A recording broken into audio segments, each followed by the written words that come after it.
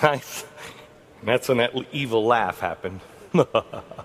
Because I'd never heard of this artist before, but I knew she was a hippie. I knew she was a dope-smoking hippie that hated everything I stood for. I know if you ever go to her concert and say, Glenn Beck is a big fan of yours, because I love every song on the CD. And I thought, if I went to her concert, or if anybody went to her concert and said, you know, Glenn Beck's a big fan of yours, she'd say, oh, I hate. But I would just like to play the words one more time, please. Play it again. Oh, let's get rich and buy our parents' homes in the south of France. Can you stop, pause it there for a second? I called my daughter up, and I said, I have a couple of things to tell you. First of all, thank you. Second of all, you know that song about let's get rich and buy our parents a home in the south of France? She said, yeah, and I said, you ever buy me anything from France? I disown you.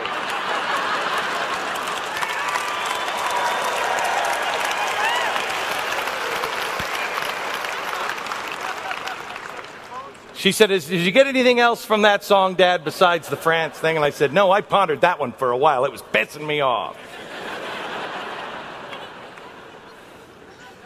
I said, but here's the second part. Play it again. Oh, let's get rich and buy our parents' homes in the south of France. Let's get rich and give everybody nice sweaters and teach them how to dance. Stop. What a stupid waste of money. But you know what? It's America. If you want to buy everybody a sweater, even those who live in Arizona, and you want to teach everybody to dance, God bless you.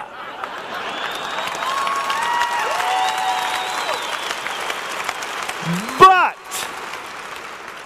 Little Miss Songstress Hippie doesn't understand what she's just said.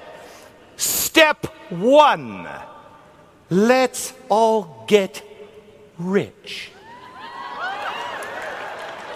Now, you can get rich through greed, and I guarantee you, as somebody who held on to my money as much as I could when I was young, I was greedy. I didn't know how to. The reason why John Huntsman Sr. and I are such good friends, when I first went to his hospital, he never asked me for a dime. And I went for a tour on his hospital, and at the very end of the tour, he said to me, Glenn, this is what I'm doing here. He said, if you ever feel you can help out in any way, I sure would appreciate it. And then he turned around and walked away. And I said, John, I'd like to make you a deal. I will help you for the rest of my life if you will teach me one thing. If you will teach me how to be charitable. I grew up in a poor family. I don't know how to give away money. I don't know how to do any of it. Look at people and charity as an investment. Charity is an investment in people.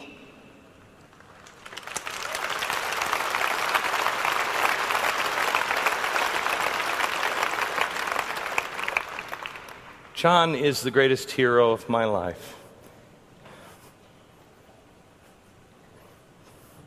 I wish he was 30 years younger, because he is George Washington. He's an amazing man. And he's going to die broke. God bless him. He has lived a tremendous life, and now he's giving it all away. He got rich to be able to do good things. I hope he doesn't mind me sharing this story, but he shared it with me recently. We were on 4th of July sitting together.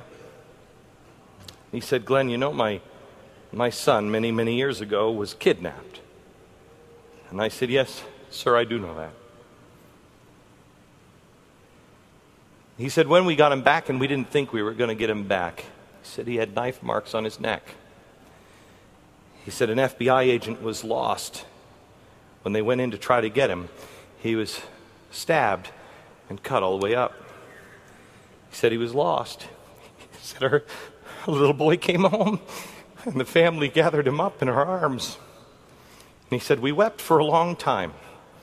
He said that kidnapping happened because we were rich, and we were starting to give our money away, and somebody thought there was a shortcut to be able to get our money. He said, you know what, the first thing we did, as Mr. Huntsman is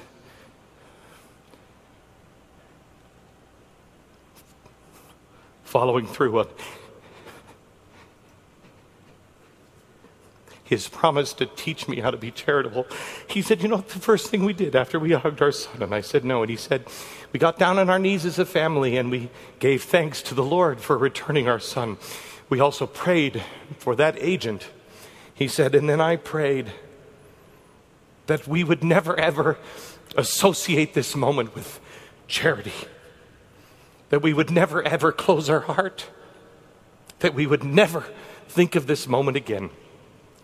He said, and the Lord is good. We never have. That's remarkable. That's remarkable. So, our charity section. How do you teach that? I don't know. In my case, I'm learning it just by watching someone. But the thing that you really have to learn, I guess, first is from our hippie songstress. Get rich. And then you can give it away any way you want. You can do whatever you want because that's America. And if you want to give a bunch of hippie sweaters and dance lessons to somebody, God bless you, you go ahead and do that. I'm going to go do this over here. And together we will help each other. And we'll all be warm because we have sweaters. We'll be cancer-free and we won't be hungry. How great will that be? It takes a village. But the first step is get rich. You'll notice that the most charitable nation on the planet is America. Us. Is that a coincidence? No, it was our system. What is our system? Something that we don't look at anymore. And to explain our system, unlike anyone can explain our system, is a guy now who has just started his own television show on the Fox Business Network, and it is now the #1 rated show on the Fox Business Network.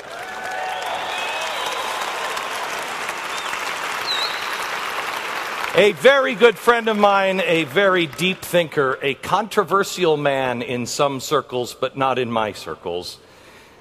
Judge Andrew Nepalotano.